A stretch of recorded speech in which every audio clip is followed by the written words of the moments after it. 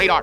Radar, radar, radar. Je mets mes pieds sur, j'attache ma ceinture au sol. C'est un lundi matin canadien glacial. Je suis très sérieux. Il fait un froid glacial. Il est 6h moins le quart. Je vais entraîner Caroline et je m'entraîne avec elle aujourd'hui. Je l'entraîne tous les jours. Si vous me suivez depuis un moment, vous savez que j'entraîne Caroline 6 jours par semaine, tous les matins à 6h. C'est comme ça depuis 3 ans. Je me facilite beaucoup la tâche parce que Caroline, c'est un plaisir de l'entraîner et de m'entraîner avec elle. Je la coach, évidemment, mais elle bosse dur. C'est une vraie bosseuse. Voici sa transformation incroyable. Elle progresse dans la cinquantaine. Parfois, je m'entraîne avec elle, parfois non. Et pour être honnête, quand je ne m'entraîne pas avec elle, c'est pure paresse de ma part. C'est peut-être simplement parce que je me suis couché trop tard et que ma routine du matin est perturbée.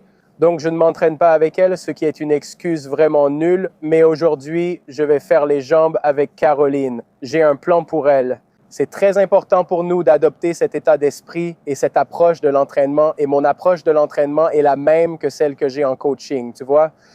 Et je pense que vous devriez, les gars, essayer d'avoir le même type d'état d'esprit. Ça vous rend plus organisé et ça vous donne une meilleure compréhension globale de ce que vous voulez accomplir. Donc, pour moi, c'est comme, d'accord, premièrement, qu'est-ce qu'on va entraîner, tu vois, et comment on va faire ça, et puis quel résultat on veut obtenir à la fin. Donc, je vais te détailler ça. Pourquoi on s'entraîne? Bon, aujourd'hui, on entraîne les jambes, d'accord. Quel type de jambes on entraîne? Travaille-t-on davantage les ischio-jambiers ou les quadriceps, ou tout en une séance? J'entraîne Kaeline 6 jours par semaine, dont 2 séances jambes. Comme je l'ai dit, cette transformation, c'est surtout que, tu sais, elle a besoin de fessiers. En gros, elle a besoin de beaucoup de choses, tu vois. Elle était déjà plutôt mince, tu vois, déjà assez sèche et tout ça. Mais quand il s'agit de la masse musculaire globale, de sculpter son corps pour la catégorie figure féminine, tu sais, tout dépend de ce qu'on travaille et comment on va le faire. Et puis, dans quel résultat on veut obtenir avec ça. Donc, encore une fois, quand il s'agissait de ses fessiers et de ses ischio-jambiers, je commence toujours par un exercice d'ouverture pour les ischio-jambiers. La plupart du temps, voire tout le temps, son premier exercice sera un exercice pour les ischio-jambiers, que ce soit des curls ischio-jambiers allongés, des curls nordiques, tu sais, allongés sur le dos, des curls pour les jambes. Je lui ai déjà fait faire des trucs de fou avant, tu vois, ce genre de choses. Et ce que je ressens à ce sujet, c'est que, bon, alors quoi? Comment on va faire ça?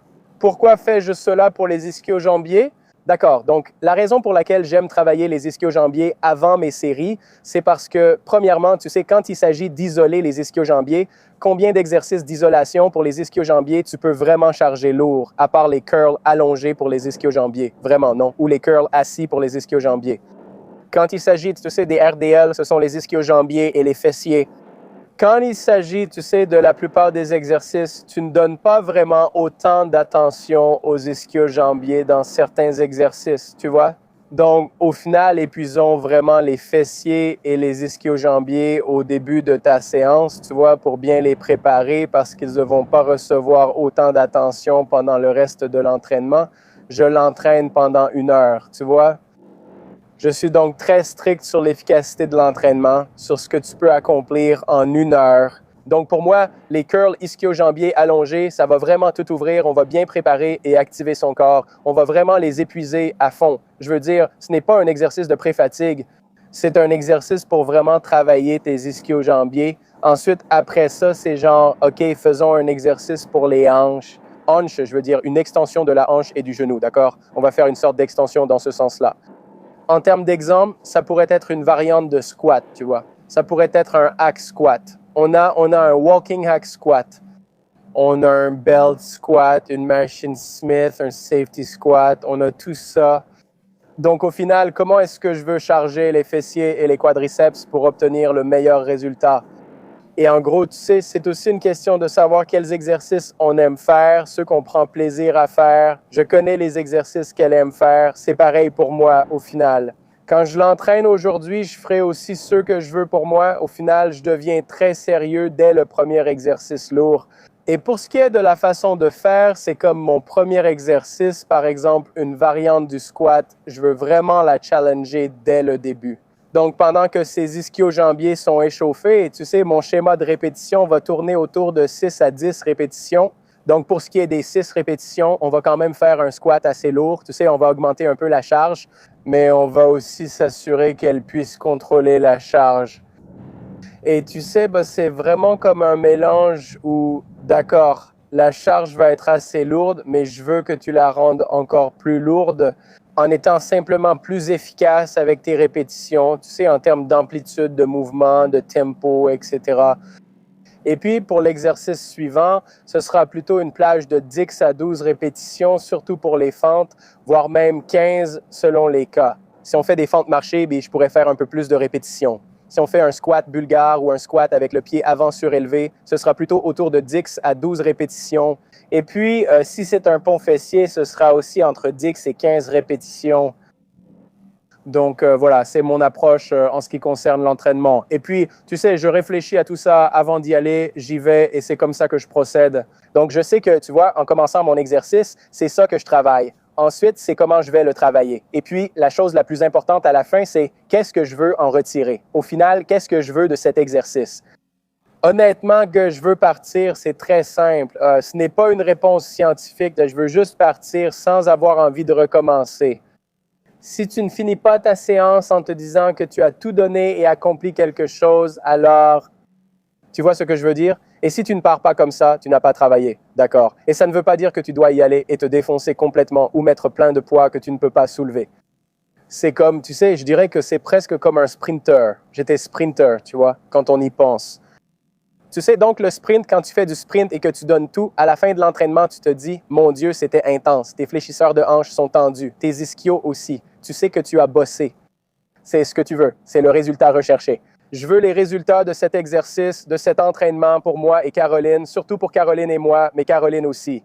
Et donc, à la fin de cet entraînement, je veux me dire, c'est fini, j'ai tout donné. Tu vois, je ne veux pas, si à la fin de ton entraînement, tu te dis, mince, j'aurais pu en faire plus. Tu vois ce que je veux dire? Genre, hey, j'aurais probablement pu faire un autre exercice. Alors, ça veut dire que tu n'as pas travaillé dur, tu comprends? Donc, dès le début, le premier exercice, l'intensité est élevée. Le deuxième exercice, l'intensité doit rester constante tout au long, même quand ton énergie baisse, ce qui arrivera parce que tu ne seras pas aussi fort au dernier exercice qu'au premier. Ce n'est pas possible. Mais ton intensité peut être à son maximum et c'est tout. C'est juste une question d'effort. L'effort, c'est l'intensité, tu vois? Si ton intensité est faible, alors ton effort l'était aussi. Et c'est tout ce dont on parle. On y est presque maintenant. Sa rue est toujours sacrément glissante. Merde, il faut que je freine un peu. Freine, freine. Bon sang, comment tu te sens? Genre, comment va ton dos et tout aujourd'hui? À cause de mon entraînement d'hier. Oui. Bien, oui.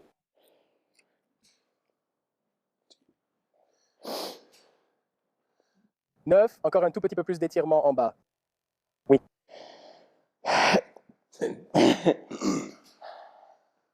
Allons-y, bien.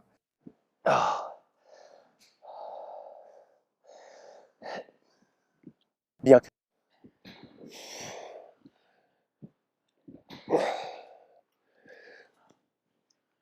D'accord, fais-le. Va faire ta dernière série. Maintenant, je veux que tu, directement depuis le bas, je veux que tu fasses comme si tu étais presque en position de planche. D'accord, donc les mains au sol, Oui, comme elle l'était, comme d'habitude. là où elles sont normalement. Oui, Tu n'as pas besoin d'être en position de planche, mais je veux que tu sois raide comme une planche à partir d'ici. comme ça. Oui, jusqu'ici. Oui. Gagne ici. Ça devrait presque s'étendre à partir d'ici, mais le poids a déjà appuyé là, comme ça, là où il y a déjà de la tension dès le départ. Oui, parce que là, tu vois, je l'ai perdu, non? Oui, exactement. Mais d'habitude, je suis ici. Oui, et reste là. Maintenant, garde la tension tout le temps, comme si tu contractais tes muscles. Et ensuite, à partir de l'appui de tes pieds ici, essaie presque de ramener ça vers l'intérieur autant que possible pendant que tu tires. Ouais, ne va pas trop loin, t'inquiète. Voilà. Reste bien sous tension jusqu'à sentir l'avant de tes jambes légèrement contracté. C'est ce que je veux dire. Voilà. Bien, fort depuis le bas. Tire. D'accord. Bien.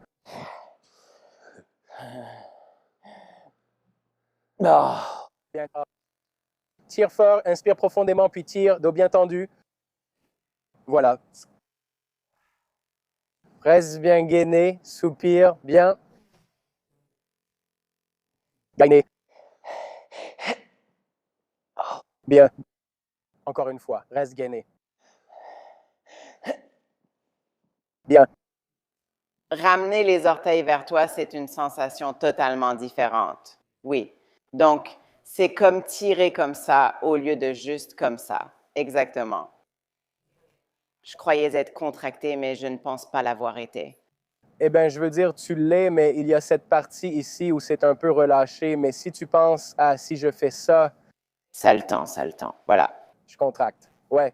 Et puis je tire fort d'ici, c'est un peu relâché au début, et puis je tire. Donc on active tout en descendant. Ouais. Et je pense aussi que même si je croyais garder la tension, je la relâchais peut-être un peu. Ouais. Jusqu'à ce que je comprenne ce que tu attendais de moi.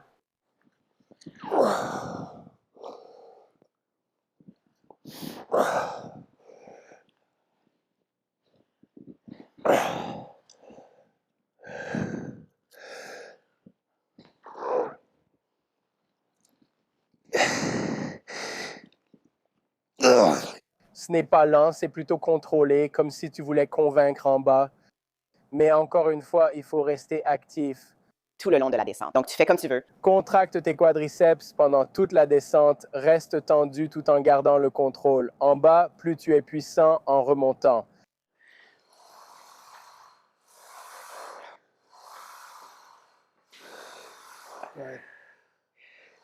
Encore une fois. Yeah.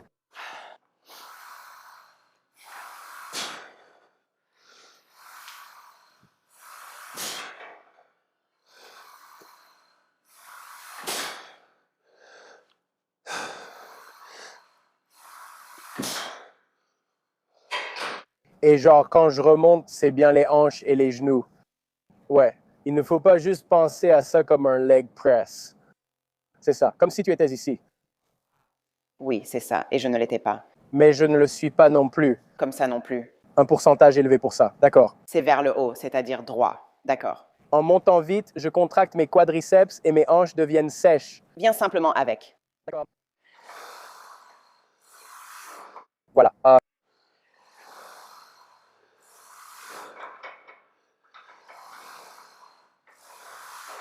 Encore un. Bien. Alors, c'était agréable, mais j'aurais pu en faire un peu plus. Ouais, alors, Donc, on va partir sur 35. c'est ce que je dis. Oui, je pense que je pourrais, mais celle-là était bien car je sentais que je pouvais pousser de façon explosive. Oui, quand tu entends ma première série, j'étais là, ouais, Et si tu écoutes le son de la piste, oui. c'est ça, oui. Et puis, tu as un peu de la barre qui bouge en haut. Oui, c'est bien. D'accord. Tu sais, quand tu n'y arrives pas, que tu forces et que la barre ne bouge pas. Et c'est comme ça que je me suis sentie lors de ma première série. J'ai ressenti ça, oui. J'étais aussi lente en montant qu'en descendant. C'est ça. Donc, à partir d'ici, je contracte mes quadriceps. Donc, ça me maintient en haut D'accord. tout de suite et en les fléchissant complètement vers le bas.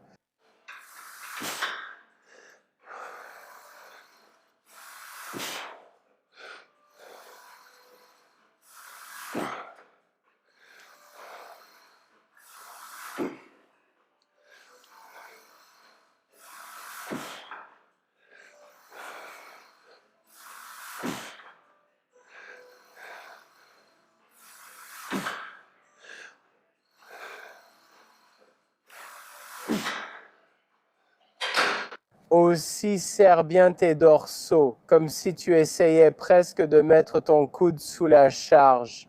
Voilà, comme ça.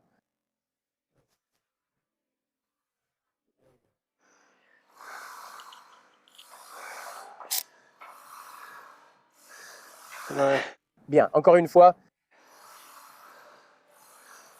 Bien.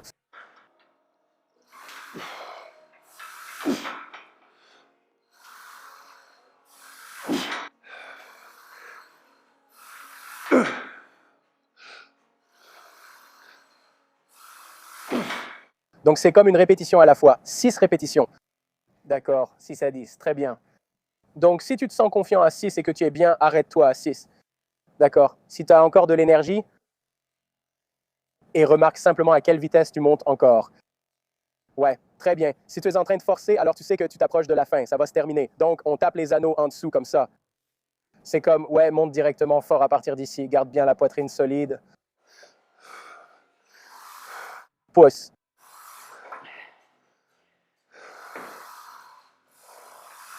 Prends une plus grande inspiration pour ces 2 dernières répétitions. Remplis bien les poumons.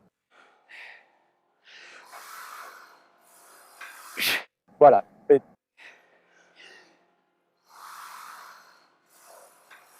Bien. Ouais. Super. Elles étaient très bien. Oui. Encore une fois, garde la jambe avant solide jusqu'en bas. Jambes tendues, fessiers contractés.